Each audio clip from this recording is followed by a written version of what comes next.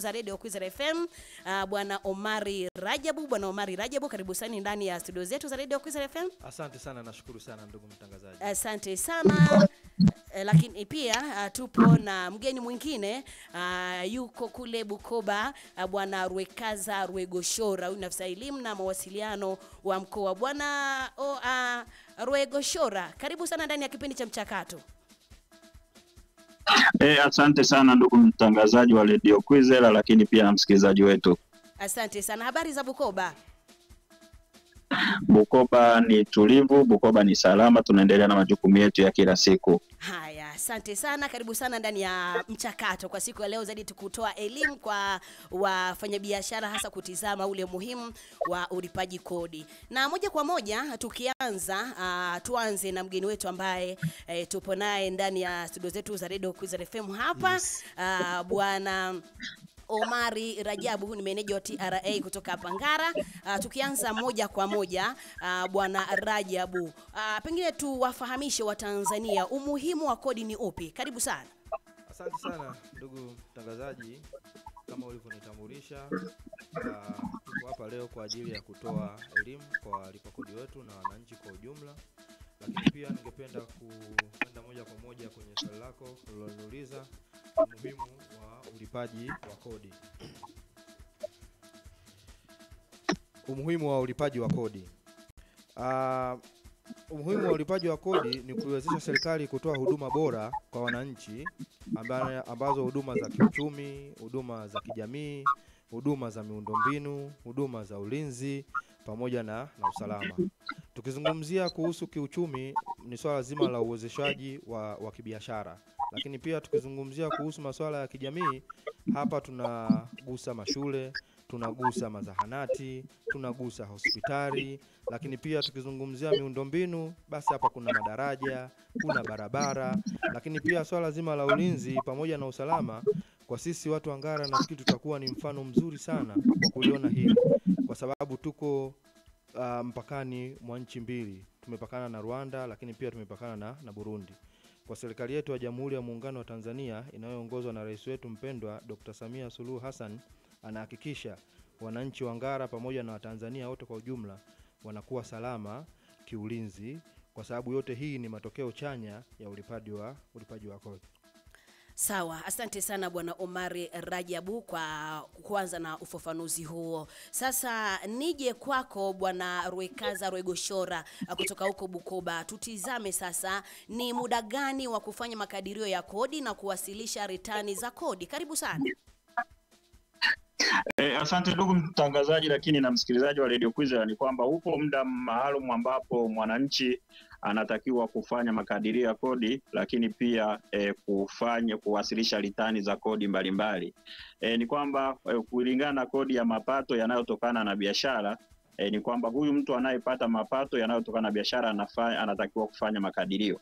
Sasa makadirio haya yapo katika kategori kama tatu. Ni kwamba wafanyabiashara binafsi wadogo wana wajibu wa kufika katika ofisi za Mamlaka ya Mapato Tanzania ambazo ziko karibu yao ndani ya miezi mitatu baada ya mwaka wa biashara kuisha. Kwa hiyo kipindi cha makadirio kwa wafanyabiashara binafsi wadogo ni kuanzia tarehe 1 ya mwezi wa kwanza mpaka tarehe 31 ya mwezi wa tatu. Katika muda huo ambao nimeutaja, kuanzia tarehe 1 ya mwezi wa kwanza mpaka tarehe 31 ya mwezi wa tatu, wanawajibika kufika katika ofisi za Mamlaka ya Mapato Tanzania kuweza kukadiriwa kodi.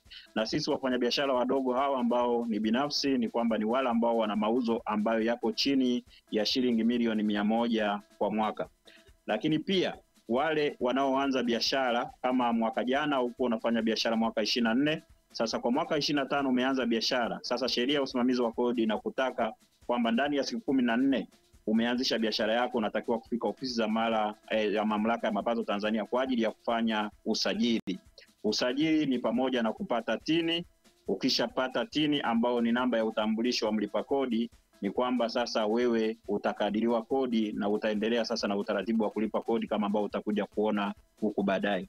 Lakini pia kwa mlipa kodi ambaye sasa mauzo ghafi mzunguko wake kwa mwaka yanayozidi milioni 11, basi huyu mfanyabiashara ana wajibu wa kununua na kutumia kwa kutoa risiti za kielektroniki ambazo ni halali. Lakini pia mlipa kodi ambaye yeye mauzo yake yako chini ya milioni 11. Sasa huyu anatakiwa kutoa risiti ya kitabu ya kuandika kwa mkono, ambao kitabu hicho cha risiti ya mkono tunakipata wapi? Ni kwamba ataenda stationery akiwa na jina la biashara, tini namba yake, mawasiliano yake, atatengenezwa kitabu cha risiti, ili anapotoa risiti kwa bidhaa atakayoiuza basi na baki copy ya nakala ya risiti ya bidhaa aliyoiuza. Lakini pia swala la pili ni kwamba upo muda maalumu wa kuwasilisha litani hizi za kodi. Tunaposema litani ni taarifa za kodi husika. Kuwasilisha litani hufanywa makadirio ya kodi ya mapato yanayotokana na biashara na ulipaji wake. Endapo mauzo ghafi kwa mwaka yanazidi milioni 100, ni wajibu wa mfanyabiashara binafsi kutengeneza hesabu za mizania na kujikadiria mwenyewe. Kwa hiyo sasa hawa wafanyabiashara ambao ni wakubwa, ukiachana na wale wadogo ambao nimesema wako chini ya milioni 100 kwa mwaka, basi hawa wafanyabiashara wanatakiwa sasa kutengeneza hesabu. Lakini muda huu kuanzia tarehe 1 mwezi wa kwanza mpaka tarehe 31 mwezi wa 3, wenyewe wana wajibu wa kuwasilisha wa kujikadiria wenyewe kwenye mfumo kupitia mfumo wa e-filing. Wajibu huu pia unahusisha makampuni yote, taasisi na makundi mengine ya wafanyabiashara. Lakini pia litani ya kodi ya mapato inayotokana na biashara, kuna litani za aina mbili hapa. Kuna litani ya awali ya makadirio ambacho sasa kwa kipindi cha mwaka wa kalenda ni kabla au mnamo tarehe 31 ya mwezi huu Machi. Kwa hiyo ndugu wa Tanzania, mnaweza mkaangalia leo ni tarehe 26 ya mwezi wa 3. Tuna takribani siku 4 za kazi, muda wa kufanya makadirio na kulipa kodi, lakini pia wale wanaojikadiria kuingia katika mfumo wa ukadiriaji kujikadiria wenyewe. Lakini pia kwa wale wasiotumia mwaka wa kalenda ni mnamo au kabla ya tarehe ya mwisho ya mwezi wa 3. Kuna wale ambao mwaka wao sasa sio Januari Disemba. Kwa hiyo sasa wale wenyewe wanatakiwa iwe kabla au mnamo tarehe mwisho ya mwezi wa 3. Lakini pia kuna litani sasa ambao ni ya mwisho ambao ni ya mapato. Ni kwamba kwa taasisi zote ambazo zinakaguliwa na mdhibiti na mkaguzi mkuu wa serikali ambaye anaitwa CG zitawasilisha litani ndani ya miezi 6 baada ya mwaka wa biashara kuisha. Mwaka wa biashara kwa mfano tumekuwa na mwaka wa biashara mwaka 24. Sasa miezi 6 inaisha lini? Miezi 9 inaisha lini? Ni kabla sasa ya mwezi wa 3. Lakini pia kwa walipa kodi wengine watawasilisha litani ndani ya miezi 6. Sasa miezi 6 inaisha lini? Ni kabla au mnamo tarehe 31 ya mwezi wa Juni.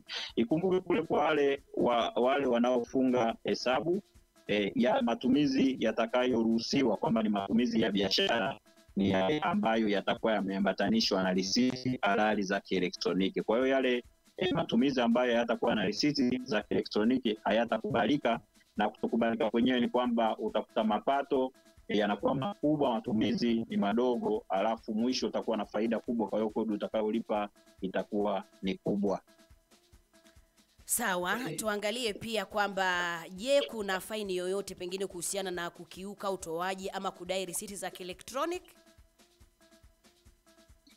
Ndugu msikilizaji na mtangazaji, ni kweli ipo faini kwa mtu yoyote atakayekiuka utoaji au kudai risiti. Ni kwamba sheria hii inakata kote kote kwa mfanyabiashara ambaye atashindwa kutoa risiti, lakini pia kwa mwananchi ambao sasa kwa upande mwingine ni mteja atashindwa kudai risiti wakati amepawa huduma au amenunua bidhaa.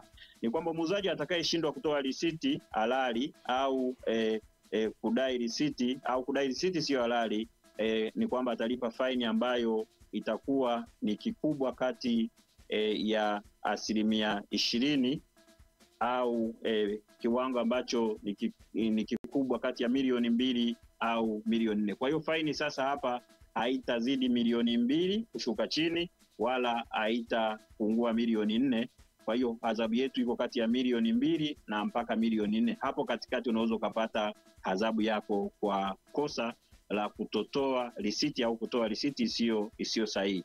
Lakini pia adhabu nyingine ni kwamba unaweza ukafungwa kifungo ambacho akizidi miaka 3 jela, au unaweza ukapata adhabu zote kwa pamoja, ukafungwa miaka isiyozidi 3 jela, lakini ukatozwa faini ambayo sio chini ya milioni 2 na sio zaidi ya milioni 4.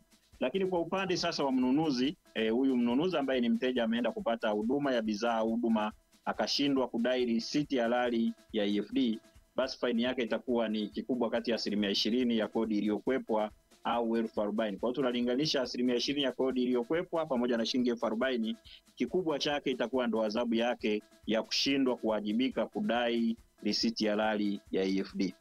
Asante sana Bwana Rwegoshora. Nije kwa Bwana Rajabu. Tutizame sasa pengine kuna ritani gani nyingine ambazo mlipa kodi anatakiwa kuziwasilisha. Karibu sana bwana. Asante sana ndugu mtangazaji na msikilizaji pia wa Radio Kwizera, radio yetu pendwa kabisa hii.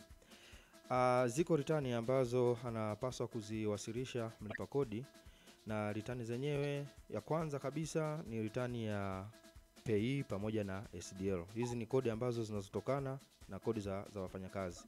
Tukisema PAYE ni kodi ambayo anayepokea mwajiriwa ambayo mshahara wake unaozidi zaidi ya 270,000. Kimsingi huyu anatakiwa alipe kodi hiyo ambayo inaitwa PAYE, ambayo kirefu chake ni pay as you earn. Lakini pia kuna SDL. Hii SDL ni kodi ambayo inaolipwa na mwajiri ambaye ajiri aidha kampuni au mtu binafsi anaye watumishi au waajiri zaidi ya 10, anatakiwa kulipa kile kiasi ambacho anachowalipa wale waajiri wake ambao ni 3.5%. Na hizi ritani zinatakiwa ziwasilishwe na kulipwa Mamlaka ya Mapato Tanzania kabla ya tarehe 7 ya kila mwezi unaofuata. Yaani kwa mfano nimewalipa mshahara mimi wafanyakazi wangu mwezi huu wa 3, basi ifikapo mwezi wa 4 kabla ya tarehe 7 wanatakiwa kuziwasilisha hizo return TRA na kulipwa, hususan hiyo kodi ya PAYE pamoja na SDL. Lakini pia kuna kuwasilisha ritani ya ushuru wa bidhaa. Hii ni mnamo au ifikapo tarehe 25 ya kila mwezi ambao unaofuata. Lakini pia kuna kuwasilisha ritani ya kodi la ongezeko la thamani. Hizi zinatakiwa ziwasilishwe mnamo au ifikapo tarehe 20 ya kila mwezi ambao unaofuata. Sawa, asante sana. Na tutizame pia ni wakati gani wa kulipa kodi ya mapato kwa awamu kulingana pia na mwaka wa kalenda. Asante, nashukuru ndugu mtangazaji. Kama alivyozungumza mwenzangu kuhusiana na swala zima la ukadiriaji pamoja na ulipaji wa kodi, mtu anapokadiriwa kodi yake kwa kalenda anatakiwa alipe awamu 4, ambao awamu ya kwanza inaisha tarehe 31 Machi, awamu ya pili inaisha tarehe 30 Juni, awamu ya tatu inaisha Septemba 30, na awamu ya mwisho inaisha Disemba 31. Hivyo basi kwa mfano kwa sasa hivi tuko mwezi wa 3 tarehe 31, lakini pia kama alivyozungumza mzungumzaji mwenzangu ni kwamba tunawahisi na wahimiza wafanyabiashara waweze kufika kwenye ofisi zetu, waweze kukadiriwa, lakini pia waweze kulipa hii awamu ya kwanza ya ulipaji wa kodi ambao mwisho ni tarehe 31 mwezi huu wa 3. Sawa, asante sana Bwana Rajabu. Pengine nirejee kwako Bwana Rwegoshora. Je, kuna adhabu na riba kwa kuchelewesha kuwasilisha ritani na kulipa kodi? Karibu. Asante ndugu msikilizaji, lakini pia mtangazaji Radio Kwizera, ni kwamba mtu au mfanyabiashara anaposhindwa kutimiza wajibu wake wa msingi wa kulipa kodi na kuwasilisha ritani kwa wakati, basi anakuwa ametenda kosa. Kwa hiyo hipo adhabu na riba kwa kuchelewa kuwasilisha ritani na kufanya malipo ya kodi. Sasa hapa kama nilivyosema kuna vitu viwili, cha kwanza ni adhabu pamoja na riba. Sasa ucheleweshaji wa malipo ya kodi unaambatana na adhabu pamoja na riba iliyowekwa kwa mujibu wa sheria, ambapo riba hutozwa kulingana na viwango vilivyoidhinishwa na Benki Kuu ya Tanzania kwa wakati husika. Lakini pia mtu atakaposhindwa kuwasilisha ritani kwa wakati atapata adhabu ya kila mwezi au sehemu ya mwezi atakaochelewa kama ifuatavyo. Kwa mtu binafsi ni kwamba kiasi chako kitakuwa ni kikubwa kati ya 2.5 ya kiasi cha kodi au shilingi 100,000 kwa kila mwezi utakaochelewa. Lakini kwa kampuni itakuwa unaangalia kiasi kikubwa kati ya 2.5 ya kiasi cha kodi au shilingi 300,000 kwa kila mwezi utakaochelewa. Kwa hiyo hizi ndo riba pamoja na adhabu ambazo sasa mtu anaangukia anapokuwa ameshindwa kufanya malipo kwa wakati lakini kuwasilisha ritani. Kwa hiyo hapa tutoe rai sisi kama Mamlaka ya Mapato Tanzania mkoa wa Kagera kwamba ni vizuri watu wakafika wakatumia siku zilizobaki 5 za kazi kufika kufanya makadirio, kwa sababu usipofanya makadirio kwa wakati kuanzia tarehe 1 ya mwezi wa 4, basi utakuwa umeanguka kwenye adhabu ya kuchelewa kufanya makadirio lakini pia kulipa kodi kwa wakati. Kwa hiyo pia wewe utaanguka katika hizi adhabu nilizozitaja za riba pamoja na adhabu. Sawa, asante sana Bwana Rwegoshora kwa ufafanuzi huu ambao umeutoa. Tunaamini kwa mfanyabiashara ambaye anajishughulisha kufanya biashara mbalimbali, basi akizingatia hili basi itakuwa ni jambo jema. Sasa tuangalie pengine mtu anahitaji kupata ufafanuzi zaidi, anaweza kuwapata kwa njia gani ili mwisho wa siku basi aweze kuepukana pengine na hizi adhabu ambazo anaweza kuzipata endapo hata timiza kile ambacho kinatakiwa kufanyika. Hello. Bwana Rwegoshora? Ndio. Tafadhali na unaweza kurudia tafadhali? Ndio, nilikuwa nazungumza kwamba pengine kwa huyu mfanyabiashara ambaye anajishughulisha kufanya biashara mbalimbali, anapaswa sasa kuzingatia vitu gani ili mwisho wa siku aweze kuepukana na hizi adhabu ambazo anaweza kuzipata? Ndio. Ni kwamba sasa kama ambapo tumeeleza ni kwamba sisi Mamlaka ya Mapato Tanzania adhabu sio sehemu ya malengo ya makusanyo.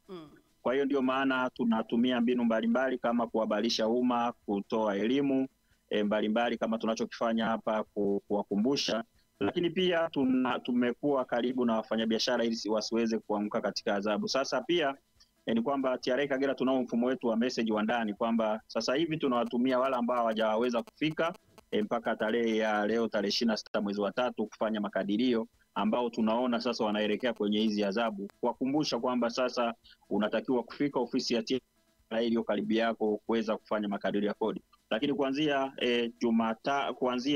Ijumaa tutaanza kupakua control number mbalimbali za wateja na kuweza kuzituma katika mawasiliano yao, ili sasa wakiwa katika biashara zao wanaweza wakachukua control number na kiasi akalipa na akaepukana na kupoteza muda kwenda katika ofisi za TRA pamoja na fedha ya nauli. Lakini pia kitu kingine ni kwamba tunayo mawasiliano ambayo sasa anaweza akayatumia yeye kama mfanyabiashara, akatuma TIN namba yake kwamba anaomba kupewa control number, na namba hizo zetu za Mamlaka ya Mapato. Ndio, pengine Bwana Rwegoshora kama unanipata na kidogo ndio kidogo mawasiliano kwako imekuwa ni changamoto, pengine tuje kwa Bwana Rajabu tuangalie pengine kwa mawasiliano zaidi ambayo huyu mfanyabiashara anaweza kuyatumia ili mwisho wa siku aweze kuwapata, au pengine kuna kuwa na ukiukwaji wa taarifa pia aweze kuwasiliana na ninyi. Karibu sana Bwana Rajabu. Asante sana, nashukuru ndugu mtangazaji. Ni changamoto ya mawasiliano kwa mwenzangu, lakini alikuwa anaelezea vizuri tu na nipende kuelezea pale ambapo alipoishia. Mawasiliano ya kwanza ambayo aliwatoa ni kwamba kuanzia siku ya Ijumaa tutawatumia control number walipa kodi wote ambao waliopata makadirio kuanzia tarehe 1 mwezi wa kwanza mpaka tarehe 31 mwezi huu wa 3 waweze kulipia hizo kodi zao. Lakini pia mtu anapopata makadirio, yani pale anapopata tu makadirio, basi message moja kwa moja inaenda kwenye simu yake ya kumuonyesha na zile control number ambazo anatakiwa kufanya nini, kulipa. Lakini pia tutawakumbusha tena kwa kuwatumia message kwenye simu zao ili waweze kulipa hizo control number. Lakini pia ofisi zetu zitakuwa wazi muda wote ili kuweza kuwahudumia hawa watu au walipa kodi ili waweze kulipa kodi zao kwa wakati. Lengo na madhumuni kufanya hivi ni kuwarahisishia wao kuepukana na adhabu hii ambayo imetoka kuzungumzwa na mwenzangu, ili wasije wakaangukia kwenye lengo hilo la kulipa kodi kwa adhabu. Kwa hiyo tunawajali, tunawathamini na tunawapenda walipa kodi, na mara kwa mara tunawakumbusha ili waweze kulipa kodi zao. Kwa mfano katika wilaya yangu hii ya Ngara, nilizunguka center zote. Nilizunguka Rurenge, nilizunguka Musagamba, nilizunguka Kabanga, nilizunguka Rusumo, lakini pia nikamalizia na Mgoma. Lengo na madhumuni kuwasogezea huduma ili kuwaepushia walipa kodi wetu kuanguka kwenye adhabu. Kwa hiyo tunawajali sana na tunawapenda sana. Lakini pia bado tunaendelea kuwahudumia wale ambao kwa maeneo ambayo tuliwafikia walikosa bahati hiyo, basi tunawakaribisha waje ofisini ili tuendelee kuwahudumia na tuwape hizo kodi zao kwa wakati ili walipe kwa wakati. Asante sana. Asante sana. Pengine kama kuna mawasiliano anaweza kukutafuta maka watafuta na kuweza kusaidiwa zaidi kwa haraka. Hiyo mawasiliano wala hakuna shida. Kwa mfano wasiliano la kwanza kwa upande wangu hapa Wangara, liko grupu ambao nimelianzisha kati ya maofisa wa TRA pamoja na wafanyabiashara. Wakiingia kwenye hilo grupu wanaweza wakaomba control number kwa wale ambao tayari wameshakadiriwa na kwa namna moja au nyingine anaona amemispress control number yake. basi anaweza akaomba tena control number hiyo ili aweze kusaidiwa. Lakini pia anaweza akawasiliana na mimi pia moja kwa moja kwa kupitia namba zangu ili niweze kumpatia hiyo huduma ambayo yeye anayohitaji, hususan hiyo ya makadirio pamoja na control number. Kwenye makadirio sasa hapa kwa wafanyabiashara wote ambao tuliosema wenye mauzo chini ya milioni 100, wao yapasa kufika ofisini ili waweze kufanyiwa makadirio yao. Sawa, asante sana Bwana Omari Rajabu, huyu ni meneja wa TRA Ngara. Kabla tujakamilisha kipindi chetu, tuna ujumbe, tunajua kuna ujumbe mwingi sana ambao msikilizaji ameweza kutuma, lakini tutapitia ujumbe mchache ili basi kuokoa muda. Karibu sana Ezekiel. Huyu anasema habari za hapo studioni ndugu watangazaji, anaitwa Mary kutoka Ngara. Yeye anauliza swali, anasema kwamba kwa mfano amenunua kitu na hajapewa receipt, je, yeye atahusikaje kwenye kulipa faini? Na mwingine anaitwa Elisha Kabwa Kitwenje Mbogo kutoka Biharamulo. Yeye anasema kwamba mimi nikiwa mfanyabiashara wa duka na ninalipa mapato yote, halafu duka langu likaungua, je, kuna fidia yote nitakayofidiwa na TRA au wanashughulika tu na mapato? Na mwingine alikuwa tu msikilizaji wetu kutoka anaitwa Joseph Jonasani Mrusagamba kutoka kitongoji cha Nyankulazo Ngara. Yeye anataka tu kujua kirefu cha TRA, na TRA ni Tanzania Revenue Authority. Hapo kaona umalize kabisa. Haya bwana. Sawa, karibu sana ili tuweze kutoa ufafanuzi pia kwa msikilizaji wetu ambaye ameweza kuuliza swali. Karibu sana Bwana Rajabu. Asante sana, nashukuru sana ndugu mtangazaji. Naomba nijibu kwanza kwa yule muulizaji wa pili. Huyu watatu tayari ameshapata majibu yake. Yes. Kirefu cha TRA. Yes, ashapata majibu yake. Yeah. Lakini pia huyu wa pili ambaye anatoka Biharamulo, ambaye anasema kwa mfano biashara yake imeunguliwa na moto. TRA kama TRA tuna msaada gani wa kuweza kumfidia? Kimsingi majukumu ya TRA ni kukadiria, kukusanya na kuhasibu. Hayo ndo majukumu msingi ya TRA. Hakuna mfanyabiashara yoyote mwenye mkataba yoyote na TRA pindi anapounguliwa au anapoibiwa biashara yake basi anafika TRA kuripoti ili aweze kupatiwa hiyo fidia. Hapana. Majukumu ya TRA yako hayo matatu: kukadiria, kukusanya pamoja na kuhasibu mapato ya fedha ya serikali. Lakini pia kwa mzungumzaji huyu wa kwanza ambaye anatokea Ngara ameulizia kwa mfano anapoenda kupata huduma na hakupata risiti. Kwanza kabisa jukumu lake yeye kwanza ni kudai risiti. Na ndio maana tunasema unapouza toa risiti na unaponunua dai risiti. Kwa hiyo yeye ataepuka vipi? Pindi anapopata huduma hiyo na risiti hakupewa, basi ana wajibu wa kuja kutoa taarifa ndani ya mamlaka kwa ofisi ambayo iko karibu naye ili tuweze kumhudumia yule ambaye hakutoa risiti. Kwa sababu yeye hana dhamira ya kukwepa ya kutokuchukua hiyo risiti. Alikuwa na nia nzuri ya kutaka kuchukua hiyo risiti, lakini muuzaji yeye kwa namna moja au nyingine akawa na nia ya kutaka kukwepa kutoa hiyo risiti. Na yeye akaona kabisa ni haki yangu hii kupata risiti na kupata. Basi tunamkaribisha ofisi yoyote ambayo ilikuwa karibu naye akaenda karipoti hilo tukio, basi sisi tutamhudumia kulingana na taarifa yake hiyo ambayo alotupatia. Asante. Sawa, asante sana Bwana Omari Rajabu, meneja TRA hapa Ngara. Tunaamini kuna mengi sana ambayo msikilizaji ameweza kuyapata, anaweza kuhusiana na mapato na jinsi gani tu wazalendo. Ndio. Okay.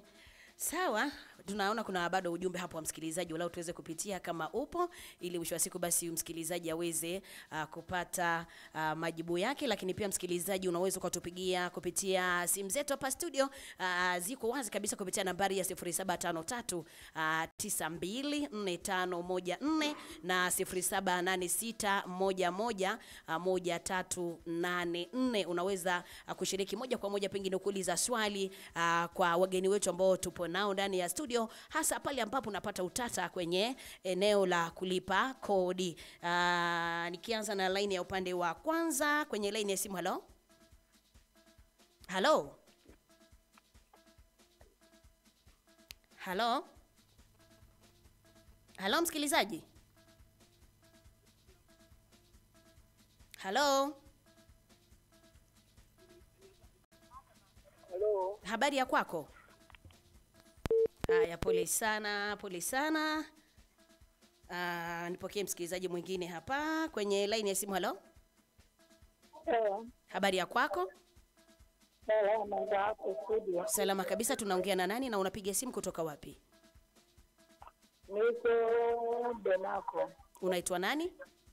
Naitwa Anisia Mshombozi. Ndiyo, karibu sana. Pengine una swali lolote kwa wageni wetu? Karibu.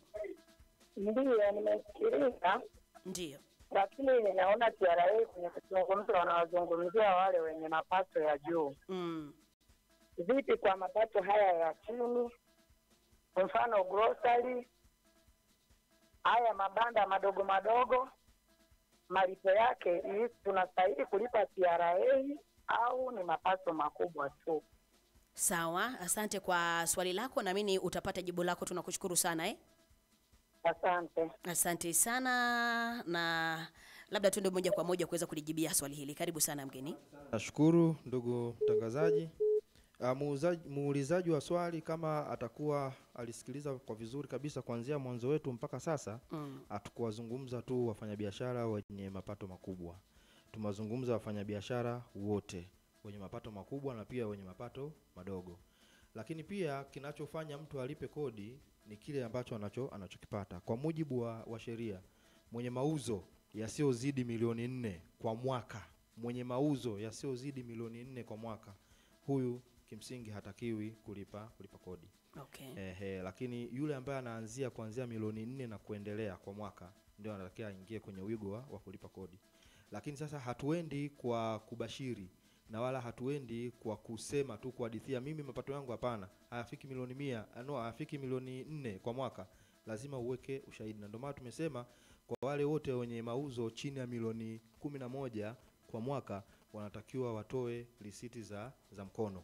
Na wale ambao wenye mauzo zaidi ya milioni 11 kwa mwaka wanatakiwa watoe risiti za kielektroniki. Kwa hiyo mfanyabiashara huyu ili kuweza kutambua yeye mauzo yake yako chini ya milioni 4 kwa mwaka, ni utunzaji wake wa kumbukumbu. Utunzaji upi? Utoaji wake wa risiti, lakini pia utunzaji wake wa mauzo ambayo anayouza kwa siku, lakini pia na utunzaji wake wa manunuzi. Anapoenda kufanya manunuzi, atunze yale manunuzi yake, na anafanya mauzo atunze yale mauzo yake, lakini pia na uandishi wa utoaji wa risiti. Hapo sasa ukija na benchmark hiyo, ndo tunaweza kujua huyu mtu mauzo yake yako chini ya milioni 100 ya milioni 4 au yako juu ya milioni 4. Lakini unapokuja tu mimi na kibanda changu kidogo kwa kusema tu maneno bila kuwa na uthibitisho wa aina yoyote, hautoweza kufahamika kama ni kweli yanafika au hayafiki. Na ndio maana Waswahili wanasema mali bila daftari kupotea bila habari. Sawa, asante sana. Tupo pia na msikilizaji mwingine hapa kwenye line ya simu. Hello. Habari ya kwako? Punguza kidogo sauti yako ya redio tuelewane tafadhali. Ndiyo, karibu. Unaitwa nani kutoka wapi? Karibu. Hello. Karibu, unaitwa nani, unapiga simu kutoka wapi? Haya, pole sana msikilizaji kwa kutoweka hewani. Tutafute tena kwa mara nyingine tukiwa tunaelekea basi kukamilisha kipindi chetu. Tutafute kupitia nambari ya 0753924514. Nipo na msikilizaji hapa. Hello, kwenye line ya simu. Habari ya kwako? Habari ya kwako msikilizaji? Pole sana. Hello. Habari ya kwako? Salama hapo studio. Njema kabisa. Tunaongea na nani na unapiga simu kutoka wapi? Tunaongea na Edison Emmanuel kutoka pande za Kunondo Moi. Karibu. Asante sana. Una swali? Haya, pole sana. Napokea simu ya mwisho msikilizaji tuweze kukamilisha kipindi chetu. Kwenye line ya simu.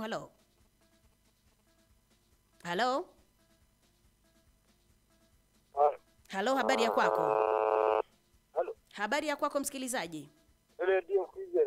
Hello, habari ya kwako?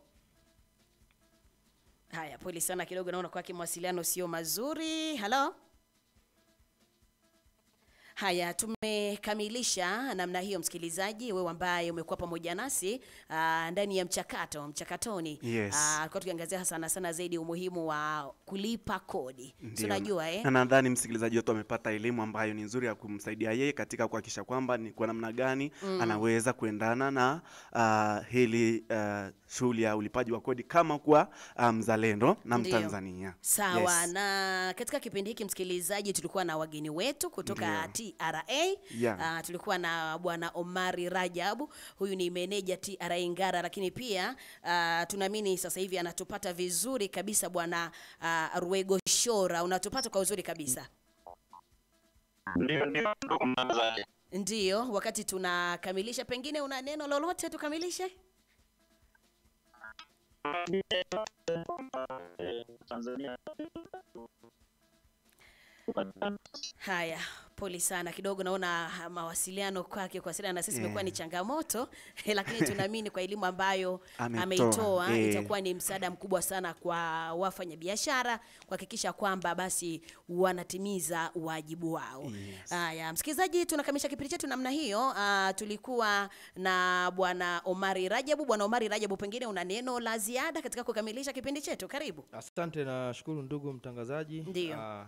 Mimi ningependa kuwasihi wananchi pamoja na walipa kodi kwa ujumla waweze kutumia nafasi hii ambayo iliyobakia kwa ajili ya kwenda kufanyiwa makadirio na waweze kulipa kodi zao kwa awamu kama ambavyo tulivyosema. Ziko awamu 4.